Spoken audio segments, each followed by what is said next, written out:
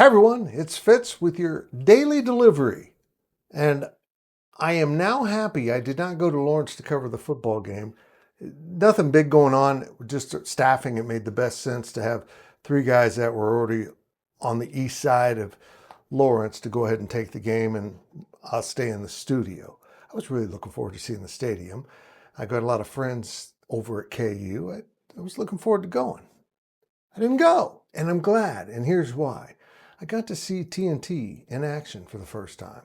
This not only was the first time that K-State has been on the TNT platform, they get one game a week. And I'd heard good things, but the games haven't been real substantial. This was one of the better games they've gotten. They somehow ended up with these games from giving up the NBA show to ESPN. They got this, and I don't know, but I'm damn happy it happened. And I'll get into why right after I remind you to subscribe to this beautiful, gorgeous, sexy YouTube channel. I might have gone too far. Thank you for leaving comments. And if you saw the documentary about K-State football before the pregame show, I think it aired at 10 Central, let me know what you thought. I haven't found it yet. I did not see it. I totally forgot. I'm old. I'm not used to watching college football on Saturdays. And I did catch the pregame show at 10:30, and oh my goodness. You know what a pregame show traditionally does? Previews the game. In this case, Kansas State at Kansas. 30 minutes. And TNT has dedicated an entire crew to this Big 12 endeavor. They're taking it very seriously. Brett Yormark said in the press box that he hopes this is the start of a very long relationship between the entity and Big 12. Adam Lefkoe, the studio host, went to bat for the Big 12, calling out the other networks for basically ignoring the existence of the Big 12. And honestly, it's impacting ratings and it's impacting, well, the rankings. BYU was unbeaten and still not in the top 10. It's a joke. And TNT is all in. This is a pregame show about the Big 12 and about the game they're covering. And they went big time with their analysts, Champ Bailey, Takeo Spikes, and Victor Cruz. These are the guys they're using, and it's elite. It's elite. And they're almost functioning as a de facto Big 12 network on game days because the conference networks don't get the great games. They kind of get the scraps, but they talk about the conference nonstop. I would encourage you to put on the TNT game for next week. I'm not even sure who it would be. In fact, we may not know right now. They're not messing around. And they will have basketball games too.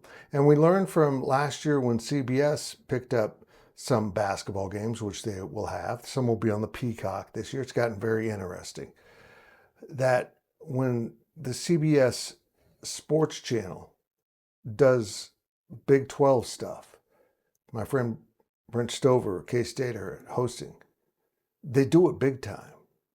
We've seen better production value and effort put into covering the Big 12 from TNT and CBS than we've ever seen from ESPN or Fox.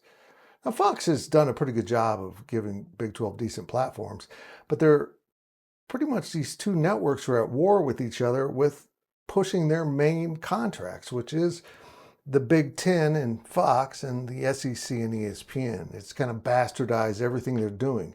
Now everything is viewed through the lens of what's good for our business, not what really is going on in college football. What is an accurate depiction of college football gets set aside because they've invested in these conferences. It's a real conflict of interest. And TNT, in its little voice, is standing up for the Big 12. It's pretty cool. I can very much envision a day when TNT and possibly CBS have the Big 12 contracts and champion the Big 12. I think TNT would be the lead on that. And here's why I think that is so natural. Brett Yormark's history is with the NBA. And so he knows everyone at TNT that had the contract for many years. And now they've lost it to ESPN. I'm sure he's saying here's a low cost way to bring sports back to your platform on a regular basis.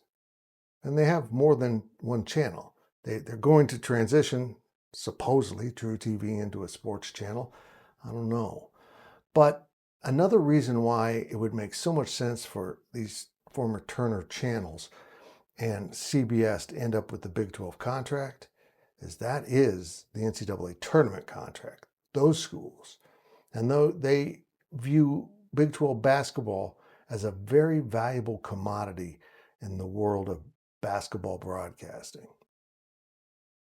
That's right. I think the ability of the Big 12 to play basketball is going to lead to a contract that covers all sports, including football.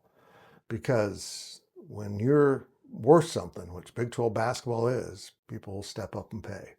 Thank you, TNT, for treating the conference like it deserves. And I will be trying to check you out in the future. Seems like I got another off week here coming up in a week or two, depending on how you look at it. I might watch some TNT. Fantastic job, boys.